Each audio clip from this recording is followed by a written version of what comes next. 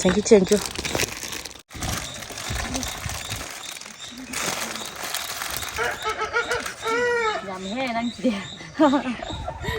Chalo ko de. Hello sinau sing. Ngasi mangda riba chana thangna ma hau myam je uda idi chaning mana lore adu sigi hau myam je kanam dana thin birak panate the hungry monkey have restaurant ne sponsor taw birak pane adu sibu yongna ba thin birak pajina I am net food hareba delivery service na thin birak pane adu I am net food hareba delivery service 100 plus restaurant tairap taw gi mathakta akoi gi store gi items jing example no hareba the fresh meat frozen meat milk items jing adu hydroponic oiba mana masing jing haitare adu isnaw myam da hydroponic haitare gadi kaino da isnaw myam da userake Sigi paksoi hariba pambi sina hydroponic haije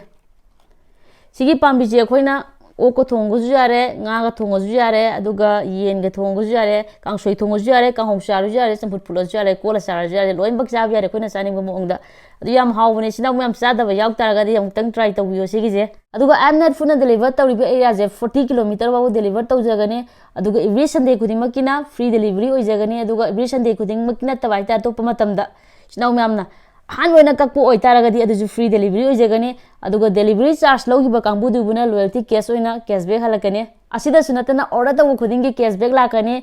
hena nungai bamna sum charak pajina sum haumandana sum charak pajina 50 rak subada haitara 50 rak subada di rupees 200 ki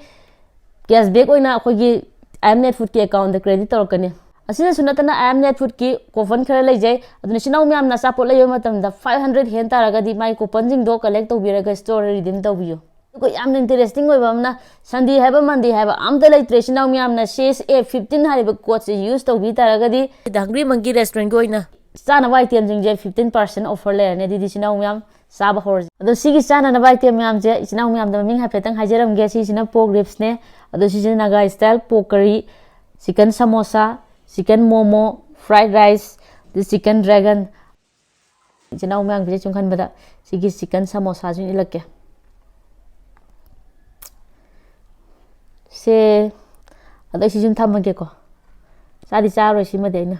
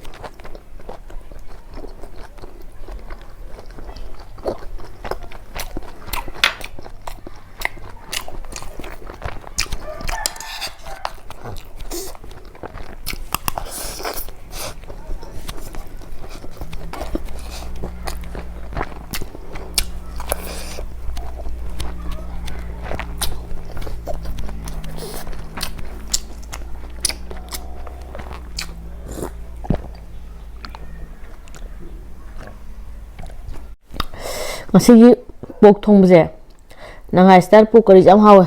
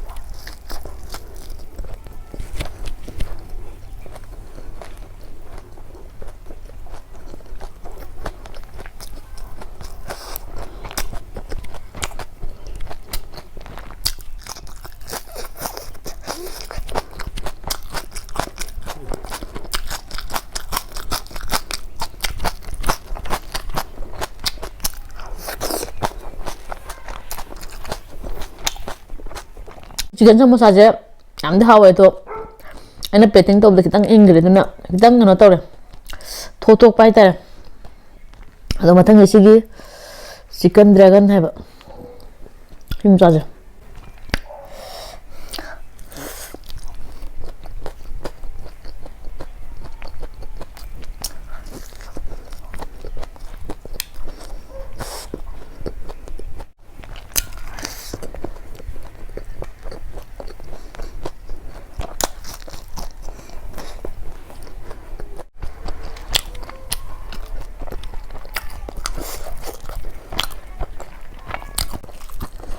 Mau jauh je chicken ngatnya.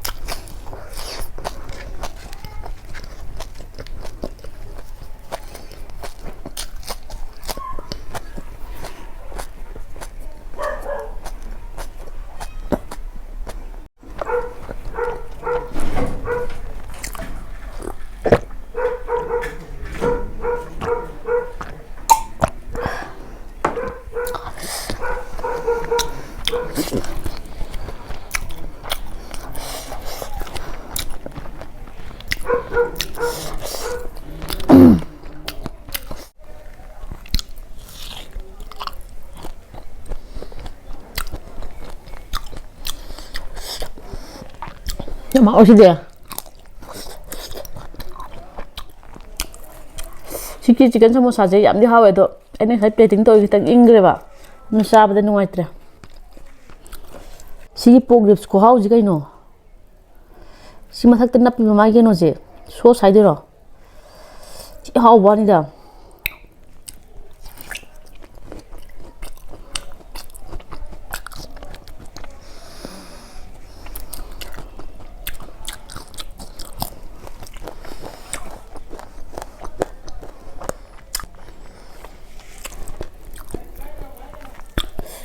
lùi quá rồi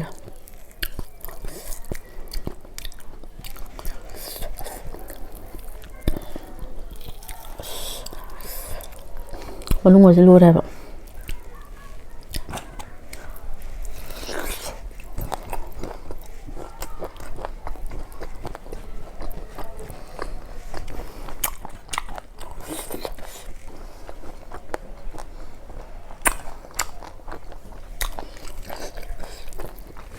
đi chung với lâu rồi mà hỏi ăn này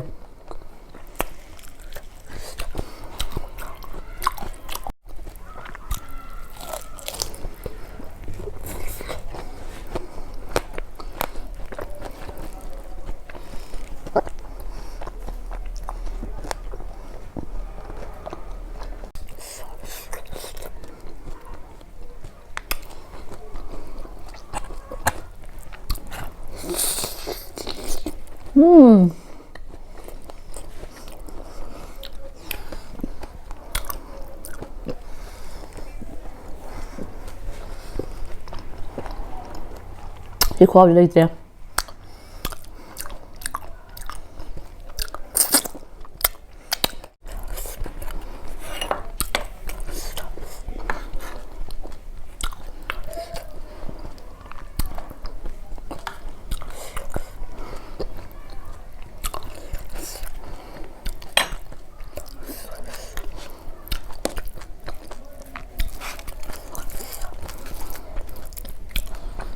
chị fried rice 좀 보자 나와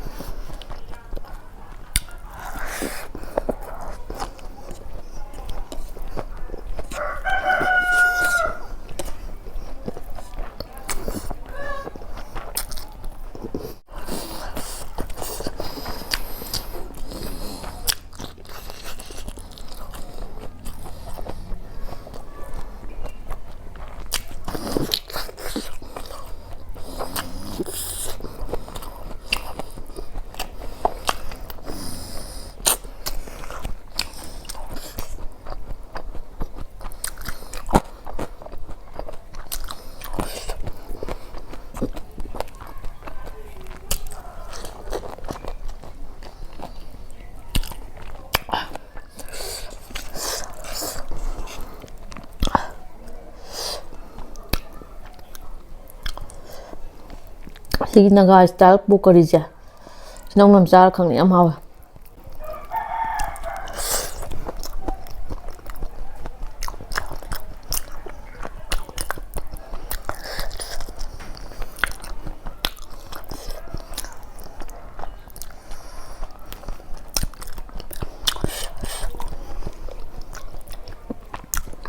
머리 기타 사야 누가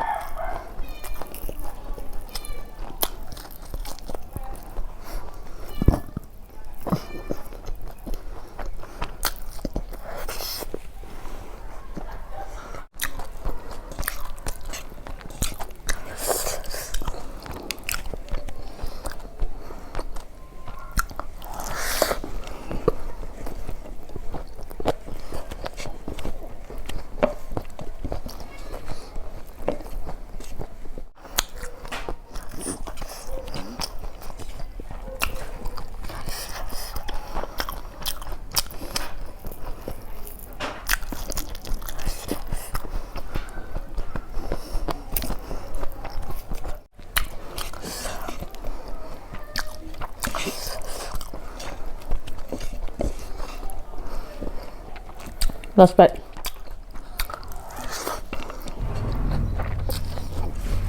Asigi item mayam loina hawe du quite get how white them kakalo high target sigi pork ribs pork ribs am patana hawe sabada high kid sigi jidi namtin hawe magi no je sauce jam patana hawe aduga magi sauce ga magi ribs yam na sane aduga siji mayam patana hawe adu ani shubada quite get how hayo high target sigi naga style pork ribs maju yam na hawe aduga hum subada mo fried rice maju hawe aduga dragon chicken hai je chicken bora gum hai ta chicken bora makti nate bora style da hai ta ma je chicken je pan slice ka aga magi ke ka luppaga taw bane sigi je chi maju am hawe aduga momo jo hawe chicken momo aduga sigi chicken samosa do hawbadi hawe adubu ina plating to nga de kitang ingibudagi mama kitang mahawale agi wakhanda adu sigi ani je si ani jiga sigi fried rice ga yam tin hai tar yam tin hawe dumudi adu shinaw myam na hai bai te myam je da hungry monkey hai restaurant ji de gi amtang order tor go maham teng biyo ai gi ni da asuki mati haure haininga lekti ga haure out of 10 gi mayung da 20 loina pirani do ngasi gi matang shwada loisilaji video ji na sangrani adu mathang video thamuk thengnerji